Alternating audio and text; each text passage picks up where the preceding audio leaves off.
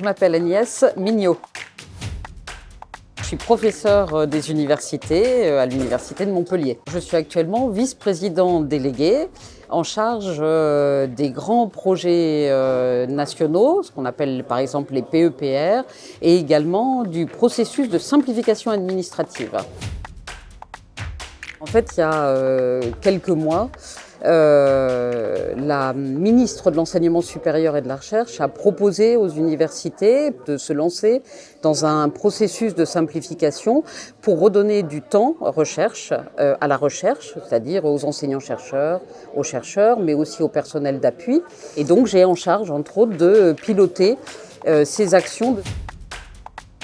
L'enseignement supérieur et la recherche est organisé avec de très très grands projets qui sont financés à l'échelle nationale, et l'université, par le biais de ses enseignants, chercheurs et chercheurs, est très largement impliquée dans ces programmes exploratoires de recherche qu'on appelle les PEPR, et donc j'ai aussi à suivre ces différents projets.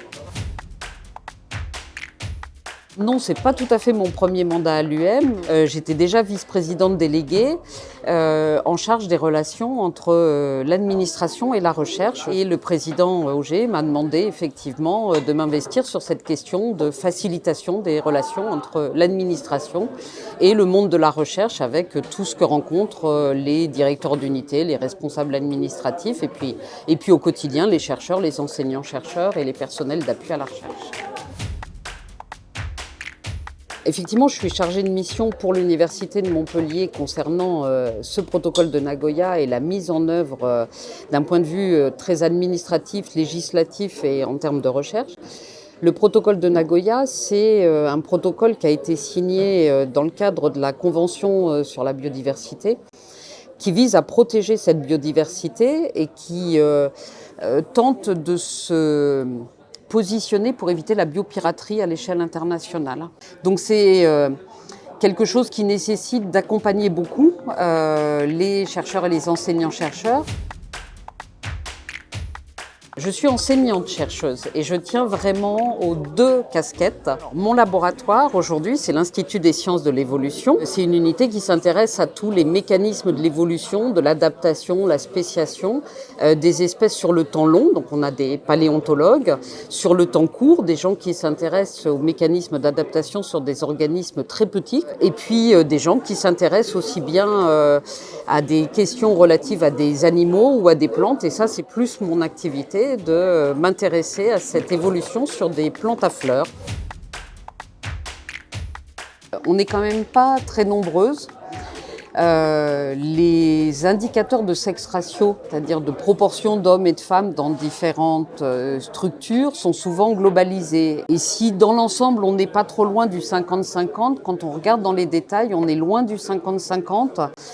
Quand on regarde les métiers qui sont à responsabilité et quand on regarde les disciplines. Ce qui fait que sur les activités où la parité est nécessaire, les comités de sélection pour des recrutements, les conseils centraux des universités ou des établissements d'enseignement supérieur et de recherche, quels qu'ils soient, finalement les femmes payent un lourd tribut puisqu'elles sont moins nombreuses et doivent assurer donc de fait plus que ce que fait un homologue homme.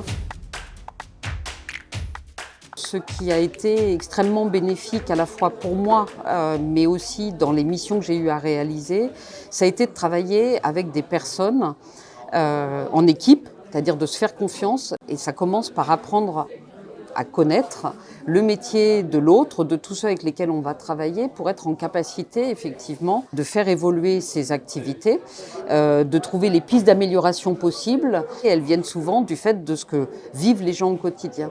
Donc que ce soit en enseignement, en recherche, en administration, le travail d'équipe est vraiment ce sur quoi j'insiste.